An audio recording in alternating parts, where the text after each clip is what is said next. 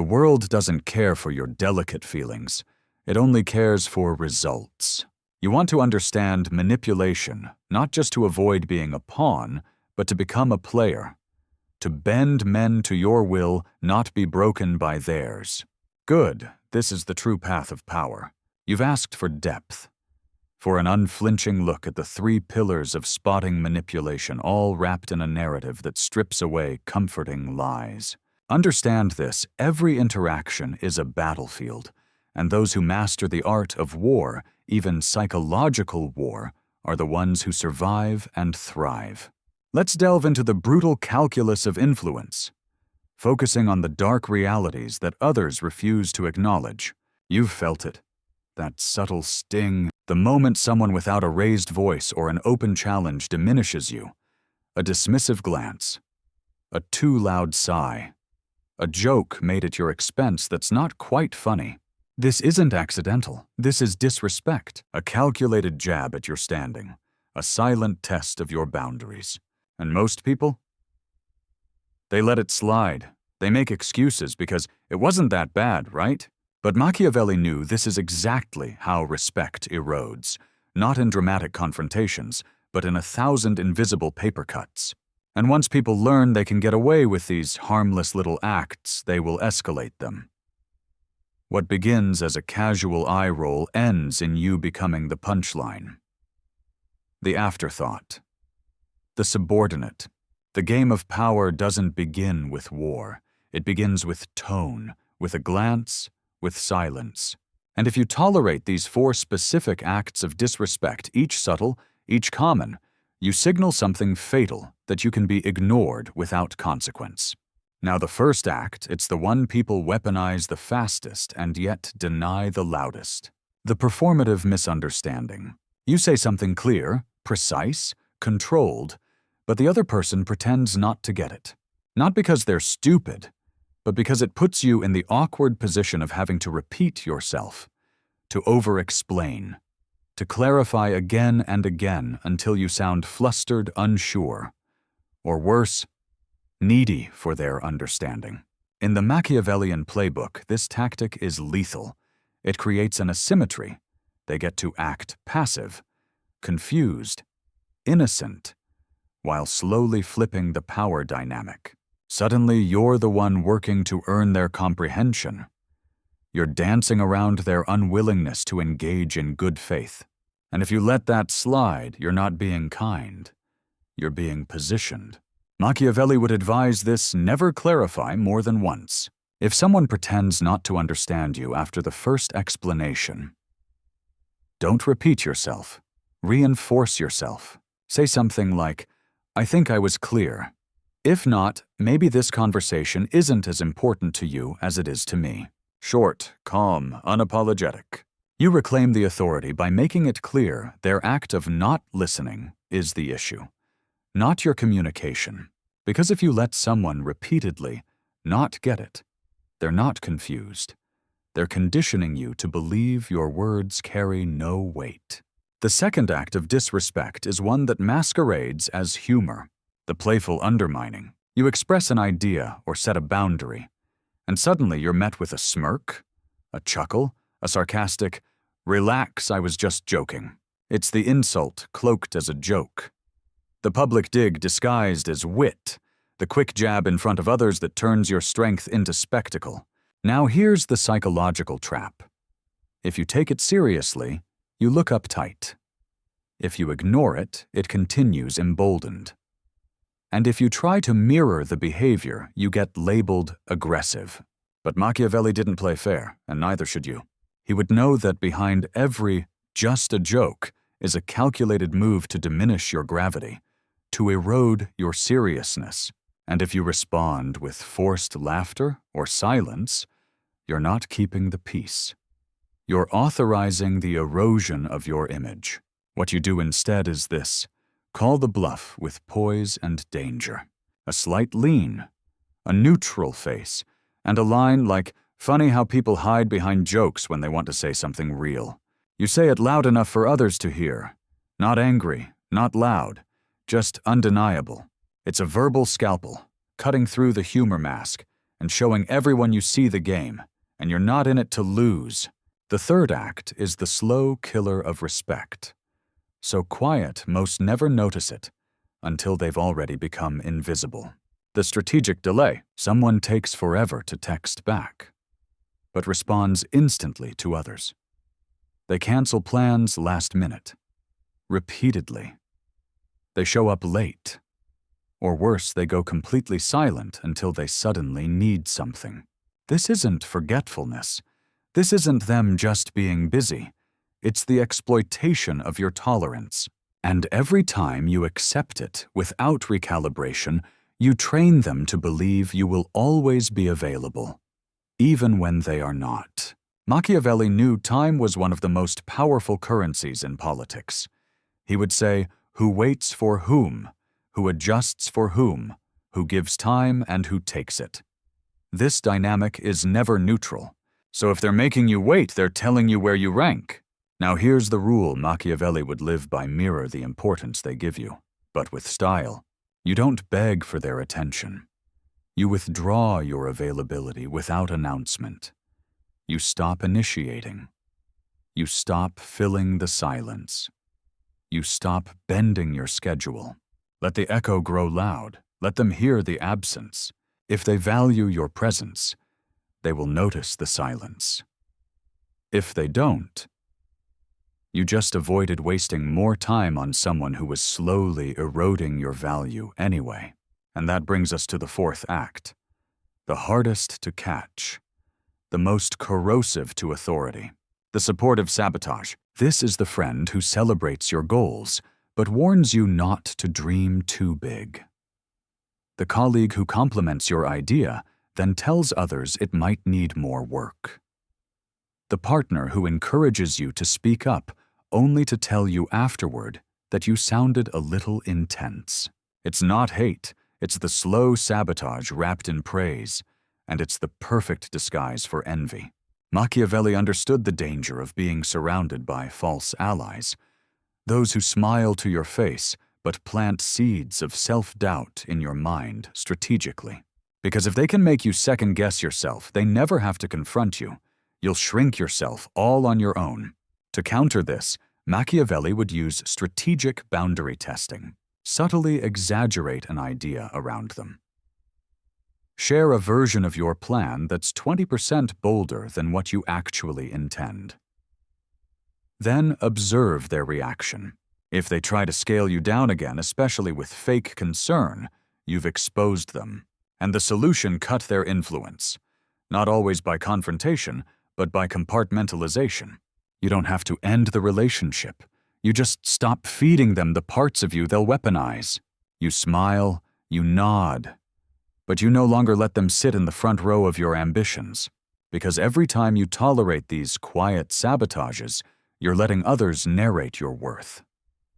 And to a Machiavellian, mind control of the narrative is control of power. So never let the whispers go unchallenged. Never let the jokes slide unmarked. Never let the delays go rewarded. Never let the soft sabotage near your purpose. Authority isn't seized in loud declarations. It's secured in the silent moments when people test how much they can get away with and find out they can't.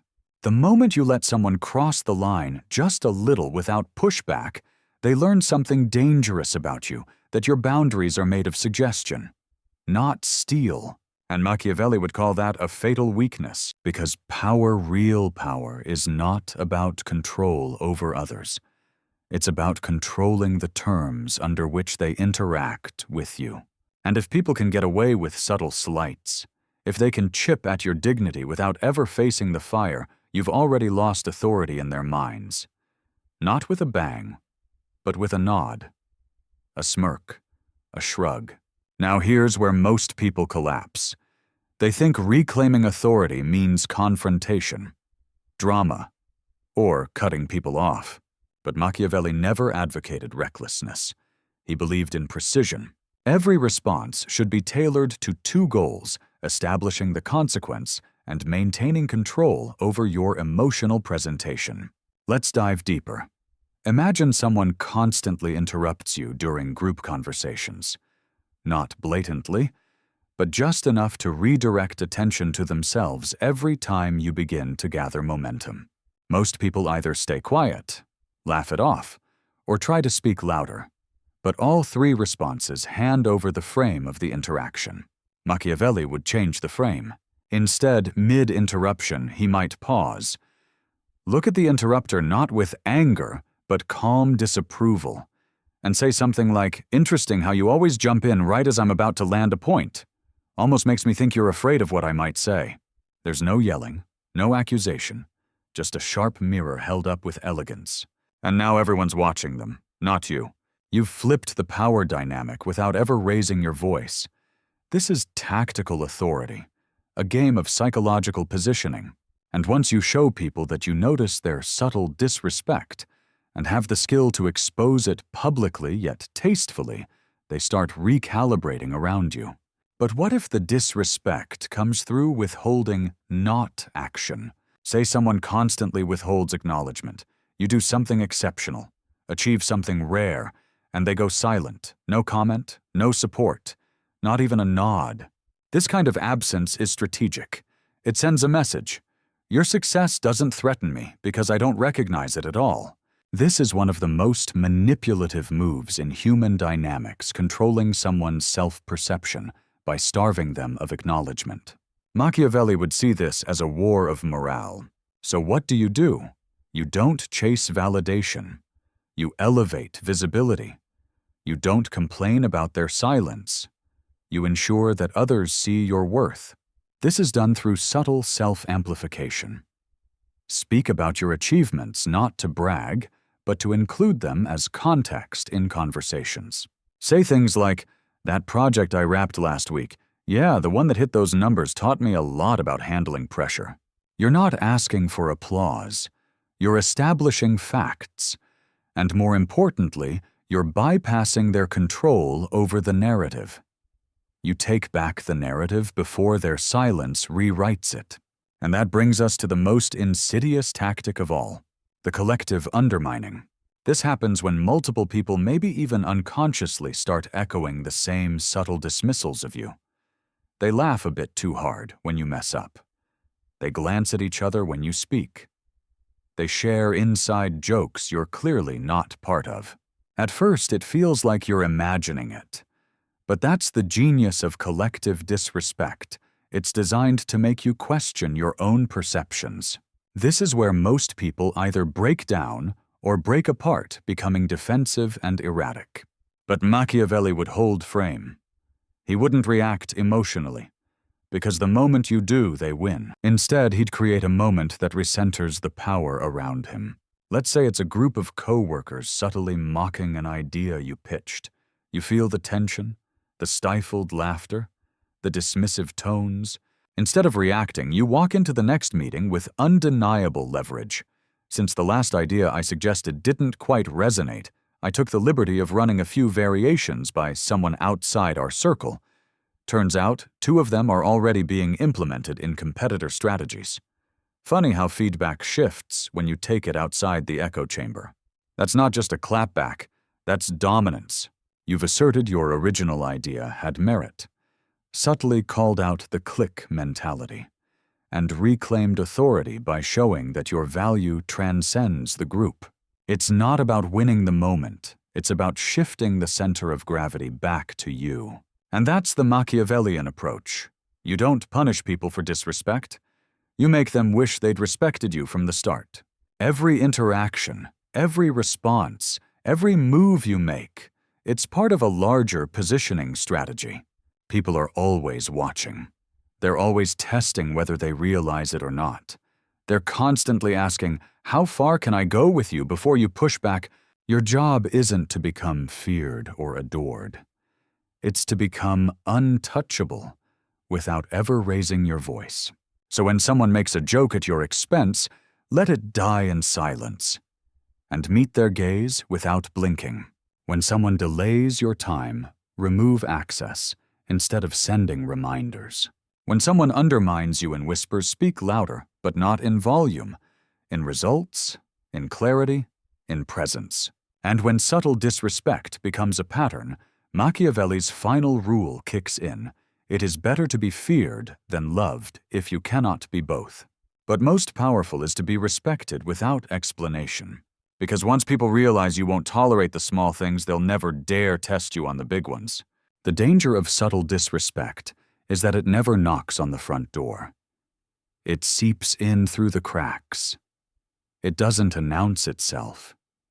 It accumulates like dust on glass, slowly dimming how others see you and how you see yourself. That's why Machiavelli didn't just study obvious enemies. He studied patterns, repeated behaviors, small breaches, because in politics and in life, what you tolerate teaches people what you'll allow next. Let's talk about the social micro-gesture Machiavelli would consider a red flag: selective visibility. You'll notice it when someone always seems to notice others publicly enthusiastically, but when you speak, they look at their phone.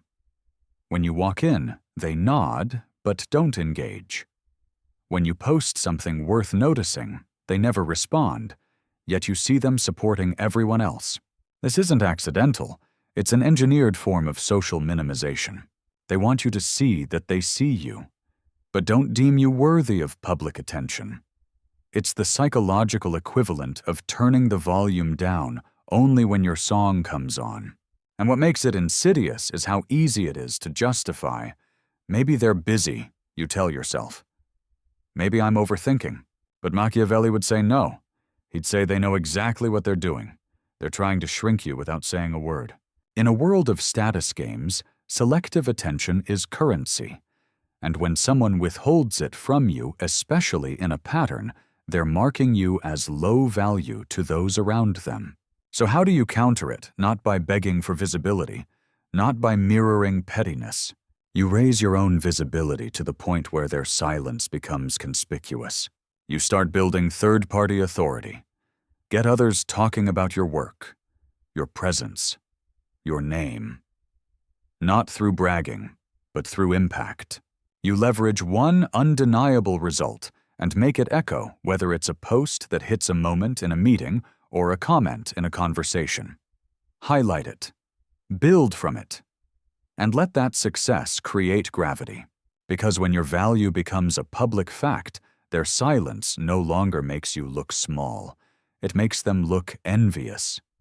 And envy, as Machiavelli warned, is the most self-destructive of all emotions when exposed. Now perhaps the most complex form of subtle disrespect is this: the false elevation.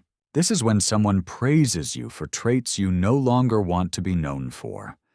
They call you the nice one, the easygoing one, the one who never causes drama. Sounds like a compliment, right? But it's not. It's a social leash disguised as admiration. Because what they're really saying is, stay in your role. Be agreeable. Stay quiet. Don't disrupt. Don't demand more.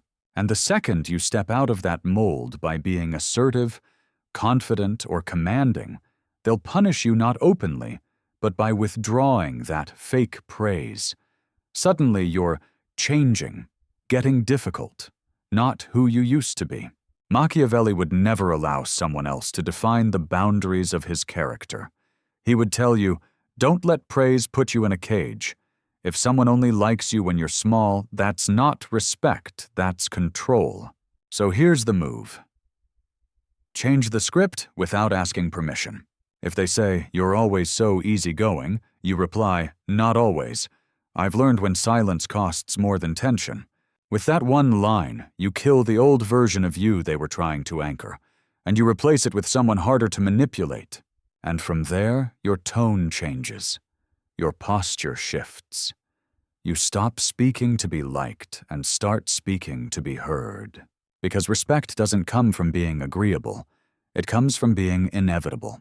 This brings us to one final Machiavellian principle that applies to all forms of subtle disrespect.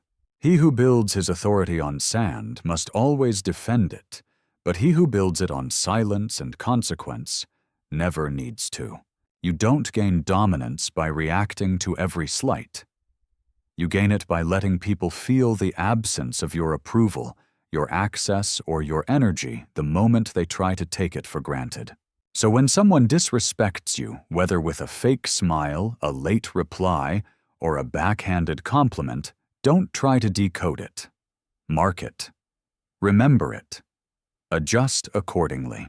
Not with rage, not with confrontation, with cold precision. Reduce their access, remove their influence, recalibrate the terms of engagement. Because the people who truly respect you will never need to be reminded of your worth. But the ones who test it, they deserve to learn that what they mistook for kindness was control the entire time. Power doesn't always roar. Sometimes it's the person who says less, who others start watching more closely. It's the one who doesn't chase respect, but makes others adjust in their presence. That's what Machiavelli understood better than anyone. Authority isn't granted. It's enforced silently. And the way you enforce it isn't by punishing the obvious betrayals. It's by responding to the small, forgettable moments others think you're too polite to notice. Because here's the final truth. Disrespect never begins at full volume. It's a testing process. It starts with a delay, a look, a joke, a small public dismissal. And depending on how you react, it either dies or evolves into something far more corrosive. You're not just reacting to the moment. You're setting precedent for the future. Machiavelli would say, "A ruler must cultivate fear not through violence, but through consequence. He must be loved if possible, feared if necessary, but above all, he must be unassailable." So how do you make yourself unassailable?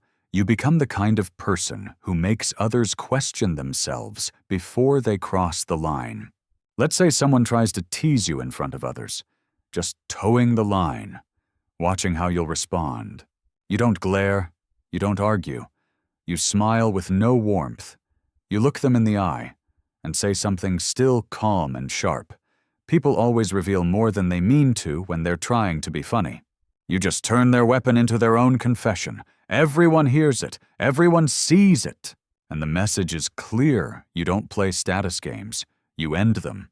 And here's where most people fail. They think enforcing respect requires you to act tougher, louder, meaner. But Machiavelli knew that true fear, the kind that commands lasting respect, comes from being the person others can't quite predict, but always feel watched by. You don't flinch. You don't react immediately. You study before you strike. And when you do, it's measured, elegant, irreversible. Now let's take it even further. You want to command rooms. Make people respect you the moment you walk in before you've even spoken. Then your silence has to say more than their noise ever could. When someone interrupts, you don't raise your voice. You pause, you let them finish. Then, in front of everyone, you return to your point without acknowledging the interruption.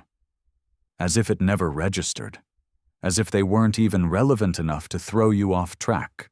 It's not passive. It's strategic dismissal, the highest form of dominance. Because when you act as though someone's disrespect didn't even graze your radar, you're saying, "You don't have the power to offend me. You don't exist on a level where your noise matters." That's the Machiavellian coldness most people aren't brave enough to carry. But it's what makes others rethink their behavior in your presence. And here's what happens over time. Those who tested you, they stop. They recalibrate. They begin to weigh every word, every action, every joke they might make at your expense. Because they've been conditioned not by fear of punishment, but by the anticipation of your reaction. That anticipation becomes your armor. You don't need to say a word anymore. They do the calculations themselves.